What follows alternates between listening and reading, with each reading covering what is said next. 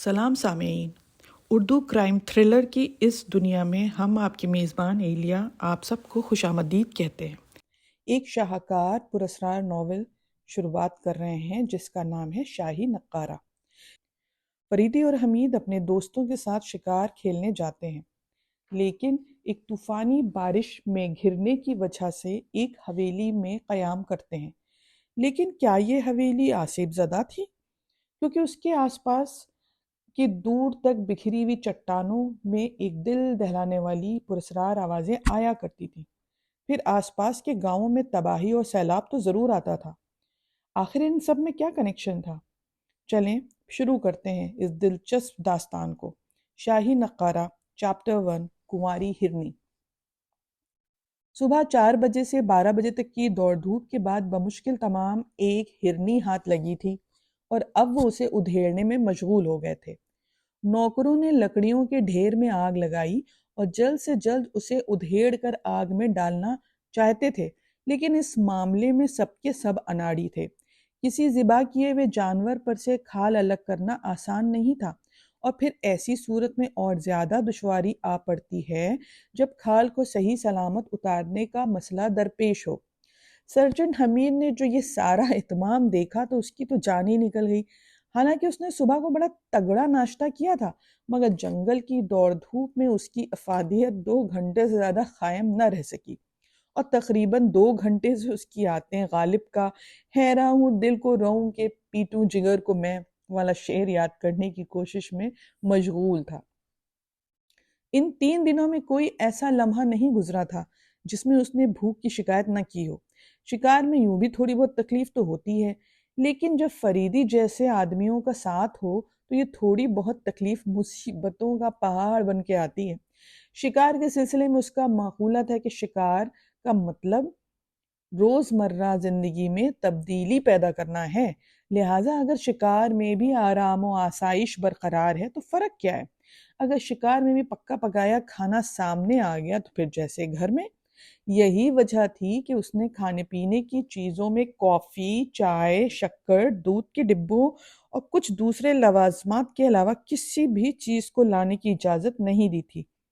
सिर्फ हमीद अपने साथ मछलियों के 2-3 डब्बे छुपा कर लाया था, जिनमें से वो सिर्फ एक ही इस्तेमाल कर पाया था कि फरीदी की नज़र पड़ गई और उसने बकिया को दरिया बुर्द करा दिया, और हमीद ने अपना सर पीट लेने का इरादा भी मुलतवी कर दिया, क्योंकि उसमें नुकसान भी सरासर अपना ही था।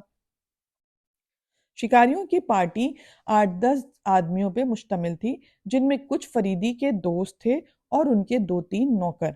वो अपने साथ साथ 2-3 छोटी छोटी चौलदारियां लाए थे, जिनके नीचे रात बसर की जाती, वरना दिन भर तो सर पे खुला हुआ आसमान होता था।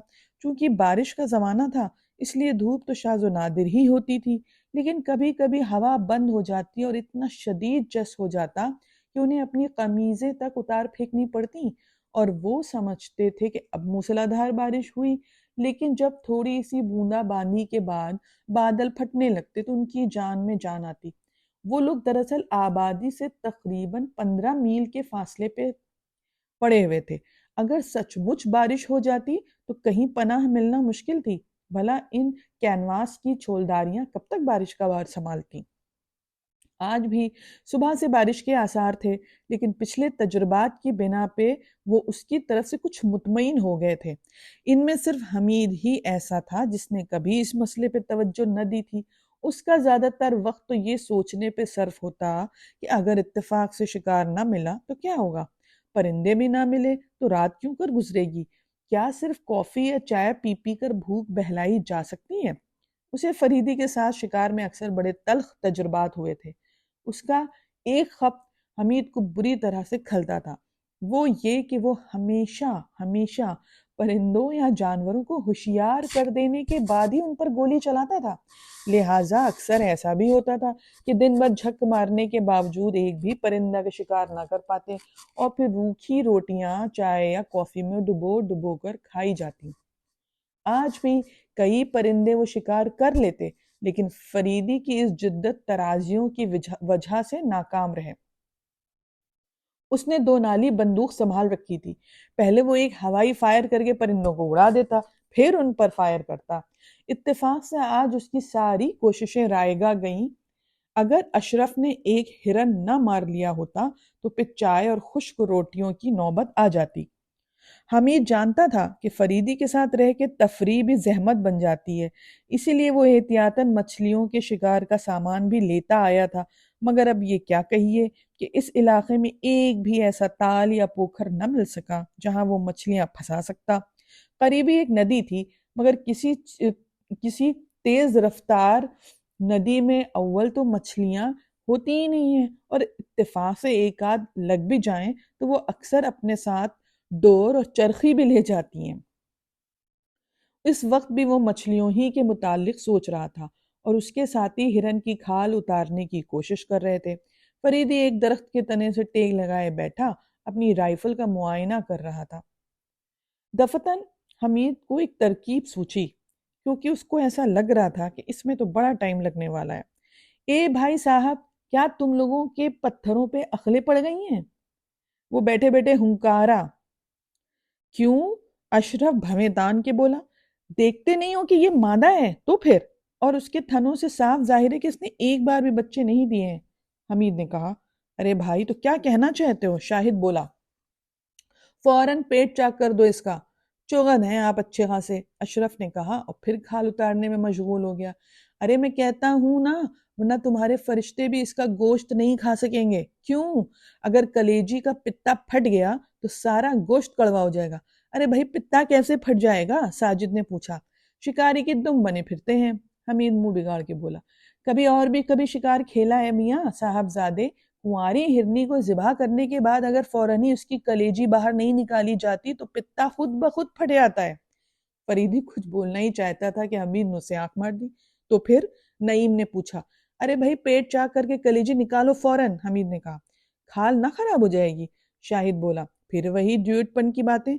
کیوں؟ کیا پانی بھرنے کا مشکیزہ بناؤ گے؟ نہیں۔ پھر پیٹ کو چاک کر دینے میں کیا مصیبت ہے؟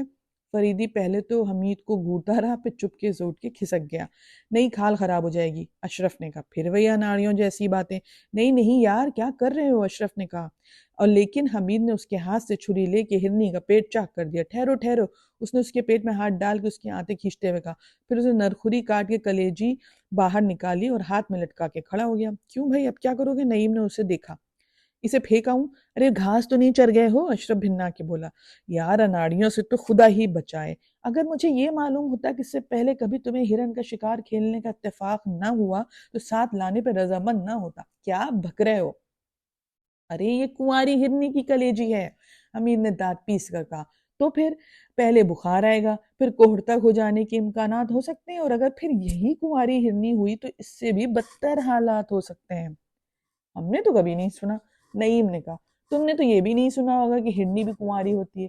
کیا فضول بکتے ہو بھائی، آخر تمہیں کس طرح یقین دلاؤں؟ حمید نے بظاہر ضد ہو کے کہا۔ فریدی سے پوچھیں گے، ساجد بولا، مگر فریدی پہلے ہی کھسک گیا تھا۔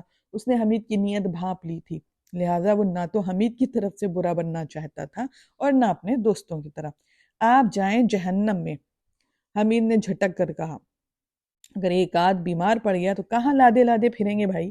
وہ تیزی سے چلتا ہوا چھولداریوں کے پیچھے آیا اور یہاں جوتے اتار کے پنجوں کے بل جو دوڑ لگائی تو سرکنڈوں کی کھائیوں میں آ کر ہی دم لیا۔ پھر اس نے جلدی جلدی خشک لکڑیاں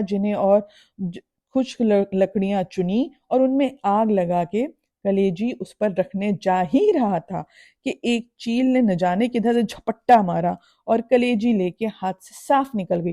حمید کے منہ سے بے اختیار موٹی سی گالی نکلی اور وہ اس کے پیچھے دوڑنے لگا۔ ڈیڑھ سیر کا وزن چیل کے بس کا روک تو نہیں تھا۔ تھوڑی ہی دور جانے کے بعد کلیجی اس کے پنجوں سے چھٹ پڑی اور حمید شکاری کتے کی طرح اس پہ جھپٹا، لیکن اس بار اس کی امیدوں پہ باقاعدہ اوس پڑ گئی کہ کلیجی کسی چوپائے کے تازہ کیے ہوئے گوبر میں لتھڑی پڑی تھی۔ چیل سامنے ہی درخت پہ بیٹھی شاید اس مال غنیمت پہ دوبارہ قبضہ کرنے کے امکانات پہ غور کر رہی تھی۔ حمید نے بھنا کے بڑا سا پتھر اٹھایا ہی تھا کہ کسی نے اس کے کندھے پہ ہاتھ رکھ دیا۔ وہ چونک کے پلٹا اور پھر اسے فریدی کی طنز آمیز مسکراہٹ کا سامنا کرنا پڑا جو اس کے خون کی حدت اور بڑھا دیا کرتی تھی۔ فریدی نے اس کی طرف رائفل بڑھائی۔ کیا ہے؟ حمید جھلا کے بولا۔ پرندوں پر پتھر چلانا ظلم ہے، فریدی مسکرا کے بولا۔ پتھر تو صرف ان بچوں پہ چلائے جاتے ہیں جو کسی سنجیدہ بزرگ کے پیچھے تالیاں بجاتے چلتے ہیں۔ اب چاہتے کیا ہیں؟ حمید نے بگڑ کر کہا۔ تمہیں سمجھا بجھا کر واپس لے جانا۔ کیا تم نے بچپن میں نانی اماں سے نہیں سنا کہ چیل کو مارنے سے کانوں میں درد ہوتا ہے؟ خدا کی قسم کوئی الٹی سیدھی بات مت کہہ بیٹھنا۔ فریدی نے اس کی بات کو کاٹ کر بولا۔ آؤ چلیں، شاباش، نہیں جاؤں گا۔ اچھا جی۔ فریدی نے اس کی گردن پکڑ لی۔ دھوکے باز، مکار، ان بیچاروں کو الو بنا کے کلیجی لے اڑے تھے۔ فرزند من، کماری ہرنی کی کلیجی کوئی شادی شدہ چیل ہی ہضم کر سکتی ہے۔ ارے گردن تو چھوڑیے۔ حمید نے جھنجلا کے اس کا ہاتھ جھٹک دیا۔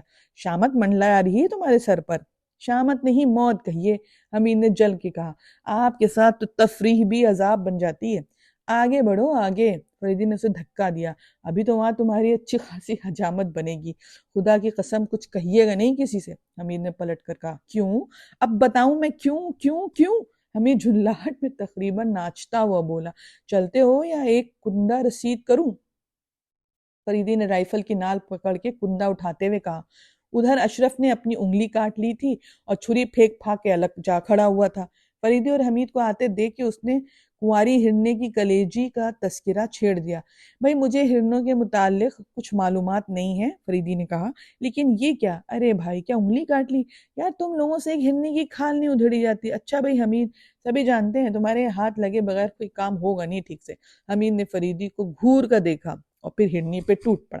ارے ارے ارے کھال! اشرف چیخا۔ ہاتھ تیری کی تمہاری کھال کی ایسی کی تیسی، حمید چیخ کر بولا۔ یہاں بھوک کے مارے حال پتلا ہے اور آپ کو کھال کی پڑی ہے۔ دیکھتے ہی دیکھتے اس نے کھال کے پرخچے اڑا دیے اور کئی جگہ سے کھال کے ساتھ گوشت بھی ادھیر ڈالا۔ جب کھال الگ گئی تو ایک نوکر سے بولا۔ نوکر بولا، حضور کھال کھینچنے کا یہ طریقہ نہیں ہے۔ جی تو اب تک آپ کہاں مرے ہوئے تھے؟ پچھلی ٹانگوں کی کھال نکالنے کے بعد الٹا لٹکا کے کھینچی جاتی ہے۔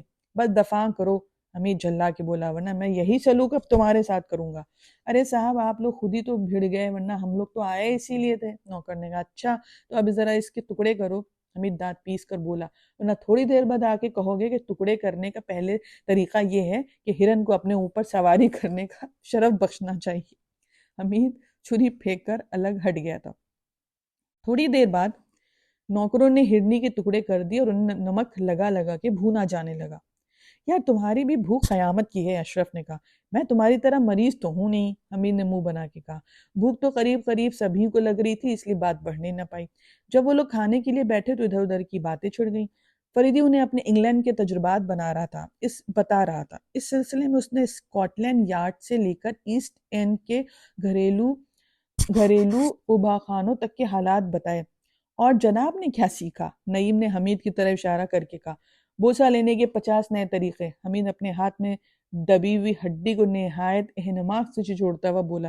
یہ بات اس نے اتنی سنجیدگی سے کہی تھی کہ فریدی بھی اپنی ہنسی نہ روک سکا، لیکن حمید اس بری طرح اس ہڈی سے بھیڑا ہوا تھا کہ اس نے ان کی طرف آنکھ اٹھا کر بھی نہ دیکھا، اور یہ کہ اگر وہ منہ چلاتا ہوا بولا، انگلینڈ میں کسی لڑکی کے سر پہ پنجہ مریم کی پتیاں رکھ کر اس کا بوسہ لو تو وہ قطعی برا نہیں مانتی۔ کیا بکواس ہے؟ فریدی منہ بنا کر بولا۔ تو کیا میں غلط کہہ رہا ہوں؟ تو پھر میں گواہ چلوں تمہاری حماقتیں؟ فریدی نے کہا۔ غپ اور حقیقت میں بہت بڑا فرق ہوتا ہے۔ اچھا، فریدی اسے گھورتا ہوا بولا۔ تو کیا یہ غپ ہے کہ ایک نائٹ کلب میں ایک عورت نے… فریدی نے بات پوری نہیں کی تھی کہ حمید نے ایک زوردار قہقہہ لگایا اور اشرف کی طرف اشارہ کر کے بولا، ذرا آپ کا حلیہ تو ملاحظہ فرمائیے۔ ہاں تو کیا ہوا تھا؟ اشرف نے حمید کی بات اڑا کے فریدی سے پوچھا۔ ہوا یہ کہ اس بدتمیزی سے نہ کھاؤ نہ دوسروں کو قے ہو جائے گی۔ حمید نے کہا۔ ہمارے ڈان زودان حمید صاحب نے ایک عورت کو مدعو کیا۔ نعیم یار تم نہ ہوئے۔ حمید نے پھر بیچ سے بات اڑائی۔ کتنا شاندار استقبال ہوا ہے فریدی صاحب کا، واہ واہ واہ! اور وہ نشے میں بری طرح دھت تھی۔ فریدی نے بات جاری رکھی۔ یہ دھت کیا بلا ہے؟ حمید نے پھر ہاتھ مارے۔ دھت دھت، ہا ہا ہا! بیٹے حمید خان نے اسے اور پلا دی، فریدی نے رومال سے ہاتھ صاف کر کے کہا۔ اور کھائیے نا، حمید نے جلدی سے کہا۔ اور جب اسے بہت زیادہ چڑھ گئی تو حمید نے پھر ہلڑ مچایا۔ یار تم سب اور کھاؤ اور کھاؤ۔ تو پھر اس نے… اب حمید نے باقاعدہ حلق پھاڑ کے چیخنا شروع کر دیا تھا۔ اس کے خاموش ہوتے ہی فریدی پھر بولا۔ تو پھر اس نے حمید کا گریبان پکڑ لیا۔ گریبان پکڑ لیا؟ اشرف قہقہہ لگا کر بولا۔ نہیں، گاڑی بان پکڑ لیا اور اپنے گھر چلی گئی۔ حمید نے جلدی سے کہا۔ کیا شاندار غپ ہے، کیا کہنا! اور پھر وہ کیا آپ خوام خواہ حمید بھننا کے بولا کیوں بیچ میں ٹانگ اڑا رہے ہو اپنی؟ اشرف نے کہا تم کیوں آکودے ہو؟ حمید اس پہ پلٹ پڑا۔ پھر ان دونوں میں باقاعدہ تکرار شروع ہو گئی اور فریدی اٹھ کے ایک جھولداری کے اندر چلا گیا۔ بددقت تمام بقیہ لوگوں نے بیچ بچاؤ کرایا۔ تو اس سے کیا ہوتا ہے؟ بات مجھے معلوم ہو ہی جائے گی، اشرف نے کہا۔ یار تم خود ہی کیوں نہیں بتا دیتے؟ شاہد نے حمید سے کہا۔ اور وہ لوگ پھر سب حمید کی جان کو آ گئے۔ یار کیوں خواہ خواہ بھیجا چاٹ رہے ہو تم لوگ؟ حمید زچ ہو کر بولا اور پھر چیخ چیخ کے فریدی کو آوازیں دینے لگا۔ بھئی کوئی خاص بات نہیں تھی، فریدی نے چھولداری سے سر نکال کے کہا۔ اس عورت نے حمید سے شادی کی درخواست کی تھی۔ لا حول ولا قوت، اشرف نے برا سا منہ بنا کے کہا۔ اتنی اچھل کود کیوں مچا رہے تھے بھائی کہ پتہ نہیں کیا بات تھی جیسے؟ فریدی نے کوئی جواب دیے بغیر اپنا سر اندر کھینچ لیا۔ شاہی نقارہ کا یہ پارٹ یہاں پہ ختم ہوا۔ آپ سب سے گزارش ہے کہ اگر آپ نے پورا سنا ہے یہاں تک تو پلیز سبسکرائب ضرور کریں اور شیئر تو ضرور ہی کریں، اور اگر آپ کو ہمارا انداز بیان تھوڑا سا بھی پسند آیا ہے تو لائک ضرور کریں۔ شکریہ۔